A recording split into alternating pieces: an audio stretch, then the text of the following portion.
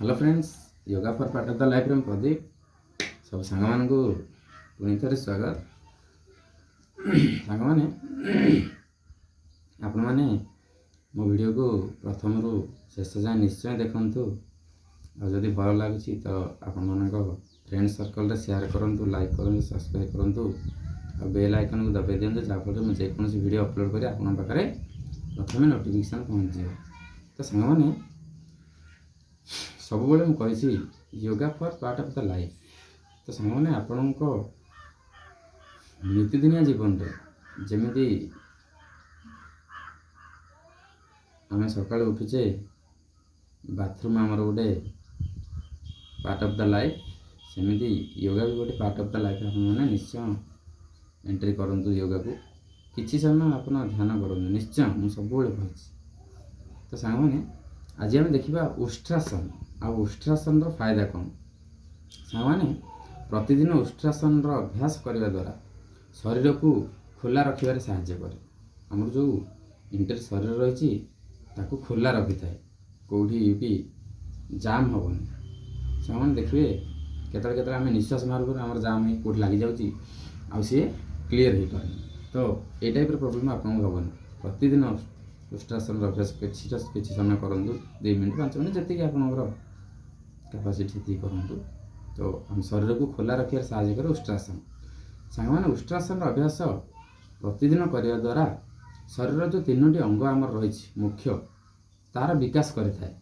प्रथम अंग कांध, 2 छाती, आम छाती को खोला कर दे थाए बा छाती को आमर चौड़ा कर साहाय्य करे।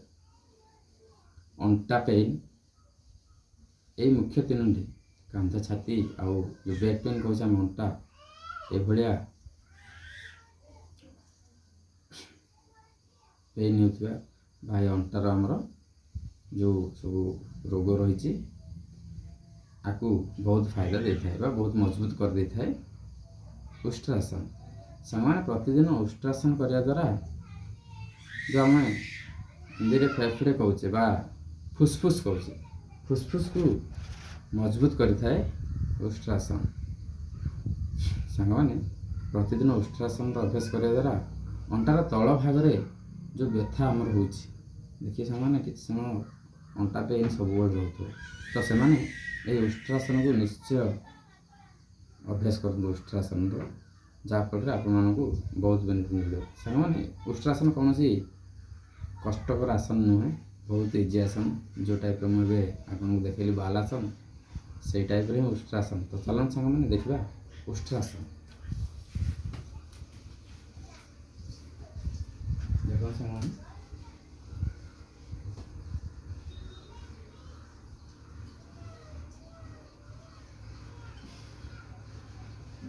वज्रासन पोज रे आपण माने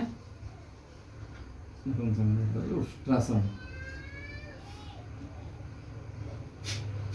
ये भी सामान आप कपालभाति प्राणायाम ऐड करूँ, नो प्रॉब्लम।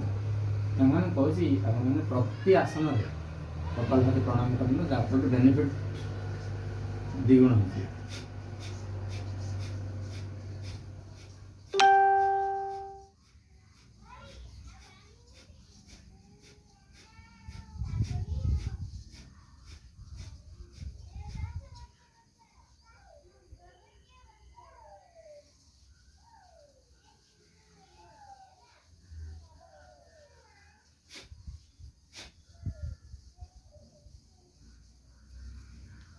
मैंने यही उष्ट्रासन अभ्यास आपने प्रतिदिन किसी समय निश्चय करूँ। सामान जार बीपी रही से मैंने उष्ट्रासन करने समय आपंकर मुंड बुलेला टाइप लगे तो आप 1-2 मिनट करूँ, बहुत बेनिफिट रही। धन्यवाद सांग।